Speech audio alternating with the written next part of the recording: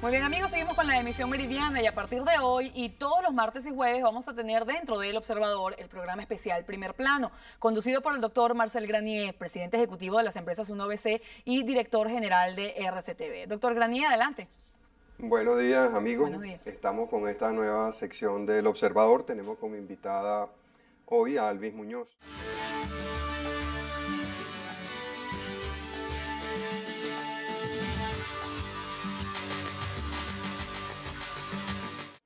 Alvis, el país tiene prácticamente 3 meses y pico paralizado y el presidente está anunciando un programa de reconstrucción apoyándose en el Plan Bolívar.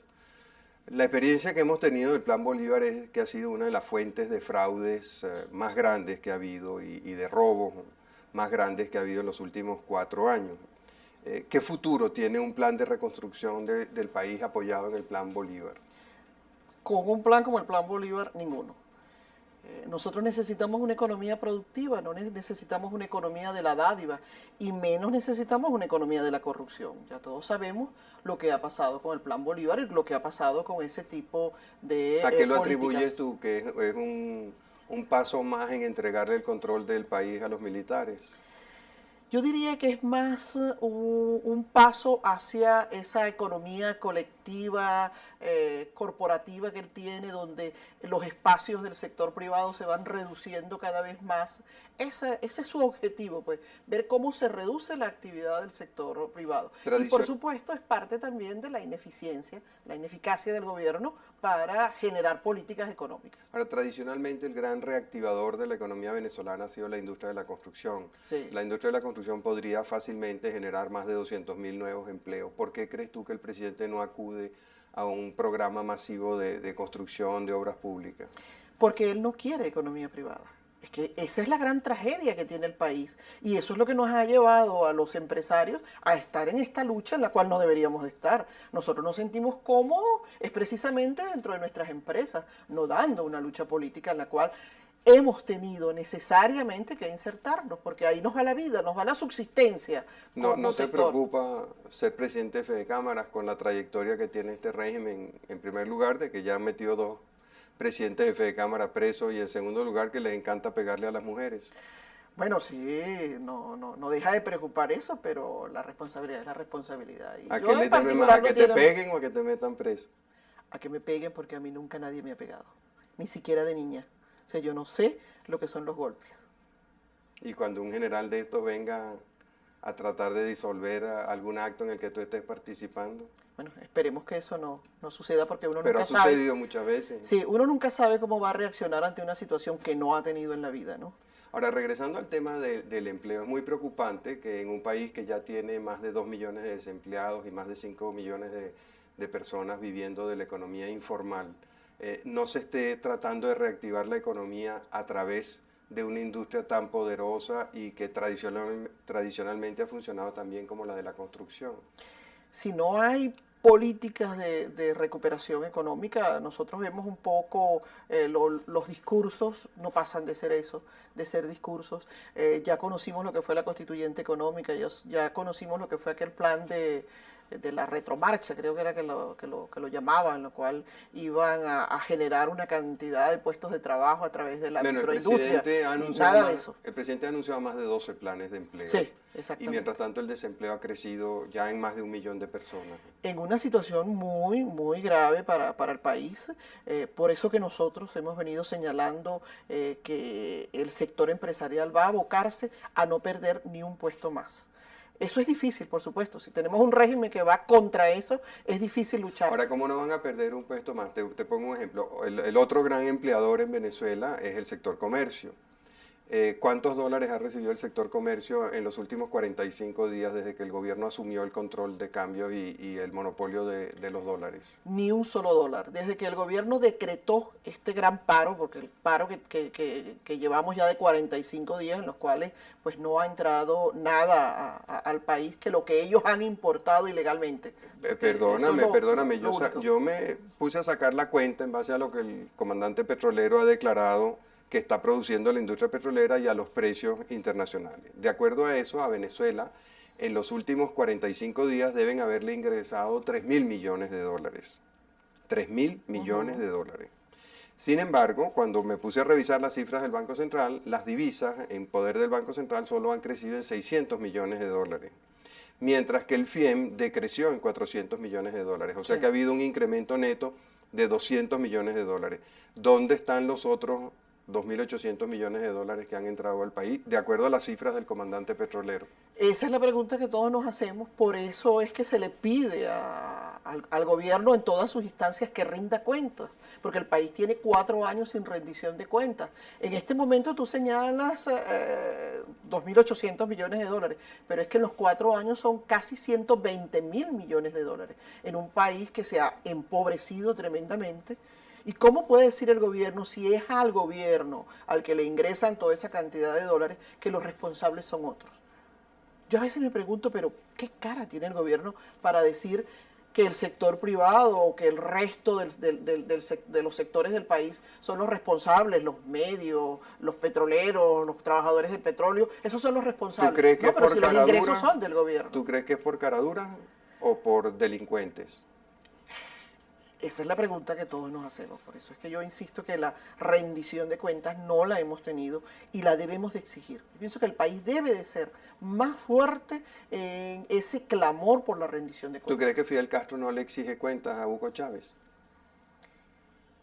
Es difícil pensar que no, porque yo no creo que este sea un proyecto solo de Venezuela. Esta revolución bonita no es una revolución que nace en Venezuela. Esto tiene su origen fuera, y no solamente en el caso de Fidel Castro, sino un poco en el caso de esas izquierdas que estaban concentradas en gran parte de Europa y que ahora han visto en América Latina su nuevo eje, pues, su nueva posibilidad. Y precisamente porque es un continente que se ha empobrecido tremendamente. Cada día se vienen haciendo señalamientos más concretos con respecto a la presencia de Tiro Fijo, el guerrillero colombiano, en territorio venezolano. Y las respuestas del gobierno venezolano o de los voceros del gobierno venezolano se parecen cada vez más a aquellas que les escuchábamos cuando decían que el señor Vladimiro Montesinos no estaba en Venezuela. Sí, ya los venezolanos un poco nos hemos ido acostumbrando. Yo no sé si ese acostumbrar es para ponerlo entre comillas, porque yo no creo que nos lleguemos totalmente a acostumbrar, pero utilicemos al menos ese calificativo. Que cuando el gobierno dice esto es A, ya nosotros sabemos que esconde algo. La historia de estos 4 años, que es esa historia de ese tinglado montado para la mentira, ya nos advierte que algo hay detrás de todo esto. Cuando el vicepresidente de la República exime de culpas apenas a unas horas de 2 explosiones en Caracas, exime de culpa a la guerrilla colombiana sin haber hecho investigaciones, uno dice, pero ¿qué se está tratando de esconder aquí? Porque tampoco estoy de acuerdo con que los inculpemos sin haber hecho las investigaciones, pero es que suena extraño esa reacción. ¿Por qué te suena extraño? Igualito no fue la defensa que el presidente hizo del caballero Gubella, el asesino de la Plaza Altamira. Bueno, digamos que no es extraño, sino no aceptado. Uno dice, pero algo está escondiendo el gobierno, algo quiere tapar con estas declaraciones. Vamos a cumplir unos compromisos. Al regreso quiero que me cuentes qué es lo que tú crees que el gobierno está tratando de ocultar. Ya regresamos.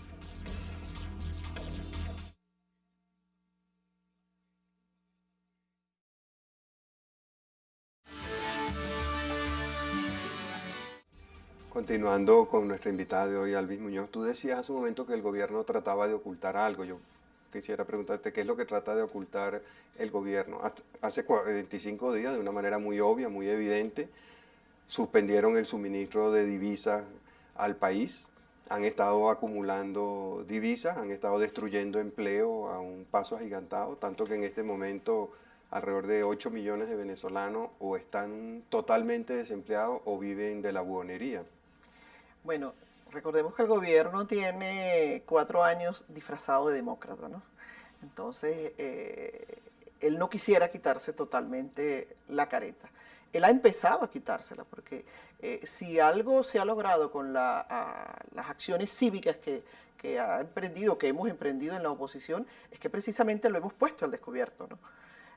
Entonces, esa política que él ha mantenido de amistad con una serie de gobiernos, que digamos no son las mejores amistades, pues. Eso es como cuando uno tiene un ¿Cómo hijo. no? Saddam Hussein es buen amigo, fíjate que lo está alertando, ten cuidado Chávez, después que acaben conmigo van contigo. Claro, pero si nosotros ponemos esos países con los cuales él quiere tener más amistad al lado del concierto de países, pues por supuesto que uno expresándose así como madre de familia, si tengo hijos, quisiera que estén con los buenos, ¿no? No quisiera que estén con los malos. Entonces un poco esto es, las amistades que nos estamos buscando son las que menos le convienen al país. Entonces yo sí creo que el gobierno todavía trata de mantener esa careta ante el mundo de demócrata.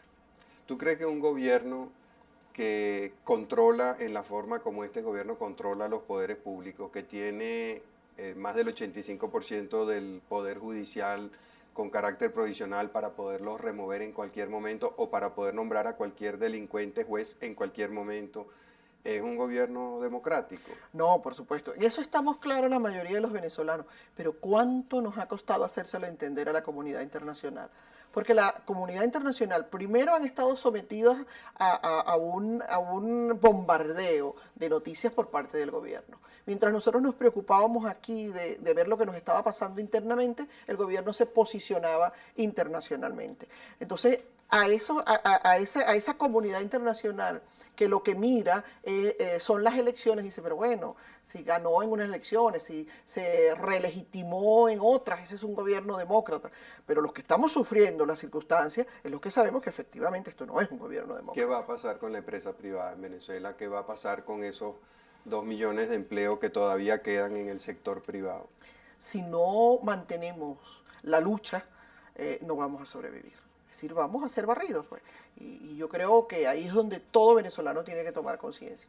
Por ejemplo, en el caso de estos controles que se están aplicando ahora no con un criterio financiero ni con un criterio económico, sino con un criterio político. Es decir, vamos a ver cómo esto nos sirve de herramienta política para arremeter más contra ese sector. Tú que te refieres a los comentarios del capitán Hernández Beren sobre la forma como se asignan las divisas. ¿Con qué criterio él puede decir que las cadenas de tiendas McDonald's y Wendy no se les van a asignar dólares? Bueno, porque no le da la gana, pues, y después Exacto, de todo pero ellos no son golpistas, pues esa gente no es la misma que estaba el 4 de febrero y el 27 de noviembre. Pero ¿qué se va a hacer con esos miles de trabajadores? Pues los echarán a la calle.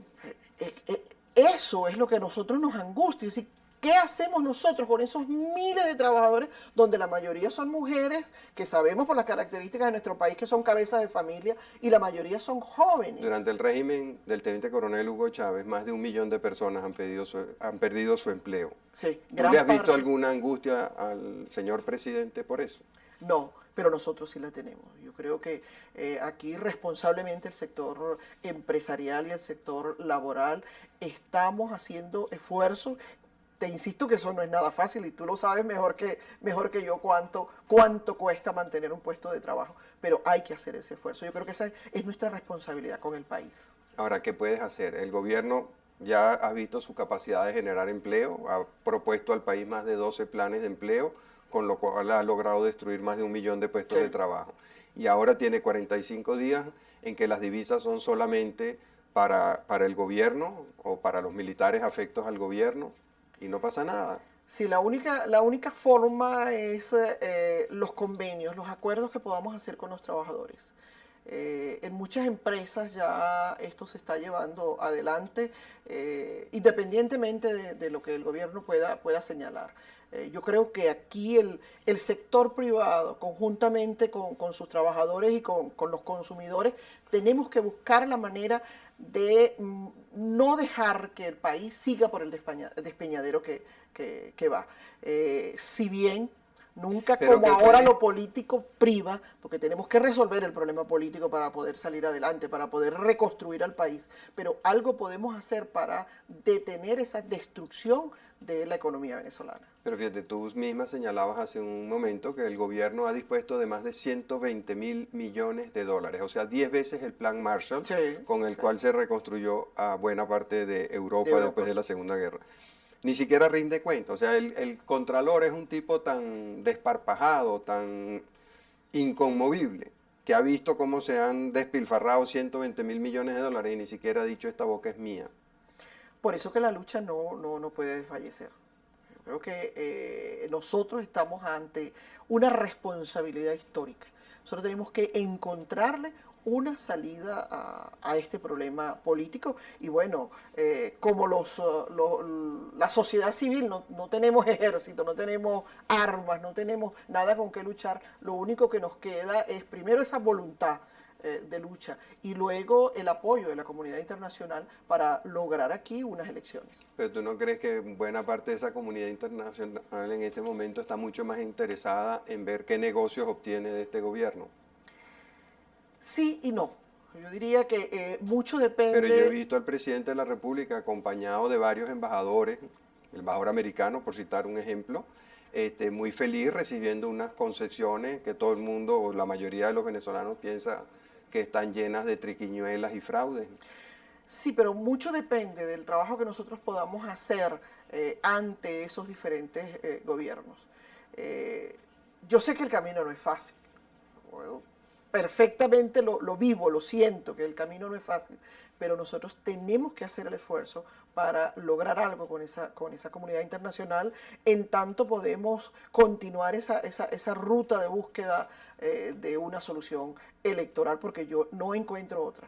De lo contrario, significa pensar que la forma de resolver esto va a ser una gran confrontación entre venezolanos y eso es lo que no quisiéramos. Ahora la mayoría del país no quiere esa confrontación y la mayoría del país fue al firmazo y puso sobre la mesa varias opciones para evitar la violencia. Y el presidente se comprometió, el presidente de la República se comprometió con el presidente Jimmy Carter y con el grupo tripartito a hacer un referéndum revocatorio el 19 de agosto de 2003. ¿Tú crees que van a cumplir con su palabra de hacer el referéndum revocatorio el 19 de agosto de 2003? Ojalá y pueda cumplirse, pero yo veo agosto muy lejano. ¿Por qué? ¿Qué crees tú que puede pasar? Antes de agosto, aquí el colapso económico puede crear una explosión social muy grande. Pero fíjate, ya este gobierno ha destruido más de 1 millón de empleos y no hay ningún colapso social. Sí, pero es que hay cosas que cuando se tocan uno no sabe cómo puede reaccionar la sociedad, es impredecible. Y una es el caso del desabastecimiento. Si aquí se contrae aún más la oferta, si el venezolano empieza a sentir que aquello que le es elemental para su subsistencia no lo tiene aquí, puede haber una explosión. ¿Y tú no crees que el gobierno puede importar frijoles, arroz, plátanos de Cuba? ¿Hasta o a través de cuándo Cuba puede hacerlo? ¿Y cómo puede él a una sociedad con simple y llanamente algunas importaciones suplirle todo lo indispensable? ¿Tú no crees que la gente se acostumbra a todo? No, fíjate el ejemplo entre el gas y la gasolina. La gasolina, la gente puede sentir y molestarse muchísimo por tener que hacer una cola, pero bueno, como que nos acostumbramos, pero no se acostumbra a que le falte el gas. Fíjate que a punto estuvo de haber estallidos, y los hubo en algunas regiones, el caso de Mérida, el Táchira, con el problema del gas. Entonces, eso puede ser un indicador de la circunstancia que pueda presentarse si aquí hay una contracción de la oferta muy grande. O sea, ¿tú piensas que hay que encontrar una solución electoral antes del 19 de agosto? Porque si no, puede haber una conmoción civil. Lo lógico, si nosotros tuviésemos un gobierno racional y sobre todo un gobierno realmente interesado en mantener la democracia, este gobierno tendría que estar buscándole una solución antes de agosto.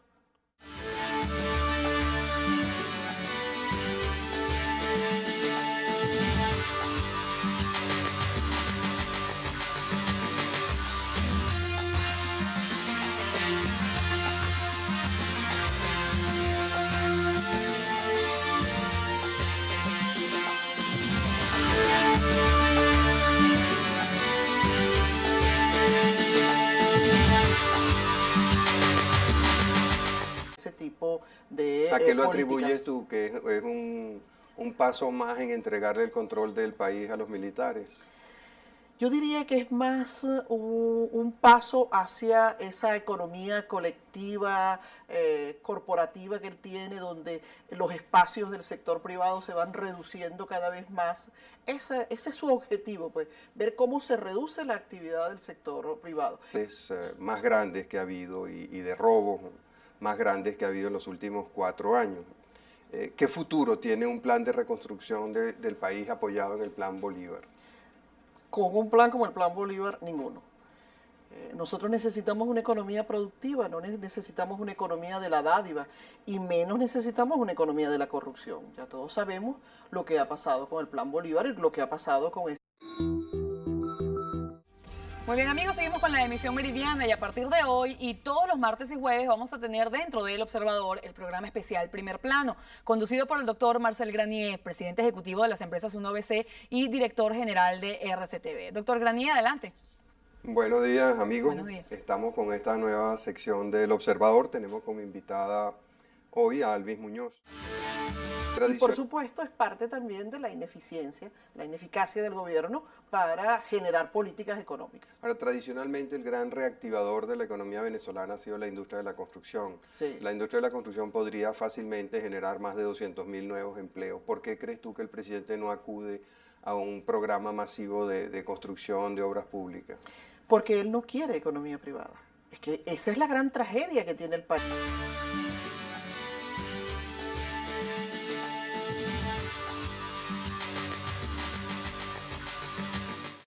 Alvis, el país tiene prácticamente 3 meses y pico paralizado y el presidente está anunciando un programa de reconstrucción apoyándose en el Plan Bolívar.